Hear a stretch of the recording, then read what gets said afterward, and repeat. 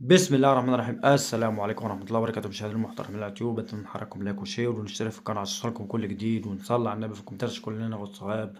فضل وليس امر ان نشترك في القناة بعد اذن حضراتكم.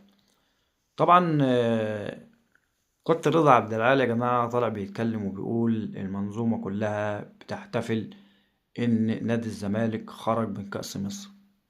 طب هو لصالح مين يا كابتن؟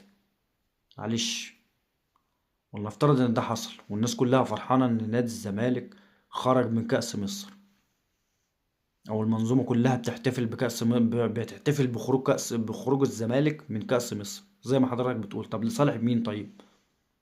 النادي الاهلي خرج عشان نادي الزمالك ما ياخدوش؟ لا، انا شخصيا بعد خروج النادي الاهلي يعني بالنسبة لي ياخدوا نادي الزمالك، ولا ان ياخدوا نادي بيراميدز. معلش، انا ما بحبش نادي بيراميدز يا جماعة، انا ما بحبش نادي بيراميدز.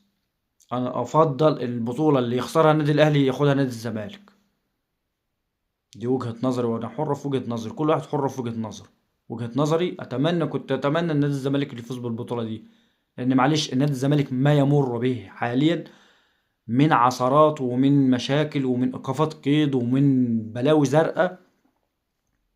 كنت اتمنى ان هو يفوز بكأس مصر. يعني معلش الكلام ده هنحتاجه قدام. نادي الزمالك لا هياخد كونفدرالية ولا هياخد الدوري، قولا واحدا. مع احترامي لجماهير نادي الزمالك، انا مش بكسر مقاديفكم والله يا جماعه، ولا يعني، ولكن هي وجهات نظر. وجهة نظري ان نادي الزمالك مش هيستمر في الكونفدراليه. المباراه الجايه هيلاعب فرقه تقريبا كده اسمها اوتوتوهو او حاجه زي كده. معلش انا مش فاكر، مش متذكر الاسم بالظبط، ولكن فرقه سهله. لكن اللي بعد كده لا، الموضوع هيبقى صعب. الموضوع هيبقى صعب في ظل ما يمر به نادي الزمالك في الوقت الحالي. والدوري لا، المنافسة مع الأهلي وبيراميدز وسيراميكا الموضوع برضو صعب. وإن كان نادي الزمالك في المركز الثاني، ولكن لسه الدوري طويل. لسه الدوري مخلص، الدوري لسه فيه كتير. فنادي الزمالك مش هيكمل بالنهج اللي ماشي بيه في الوقت الحالي. الزمالك هيتعثر في الدوري وفي الكونفدرالية. فأنا كنت أتمنى إن نادي الزمالك يفوز بكأس مصر،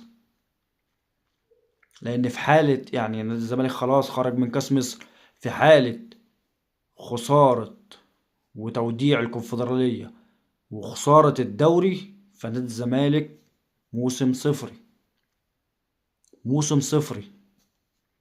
فأنا كنت أتمنى نادي الزمالك يفوز بالبطولة دي، بطولة كأس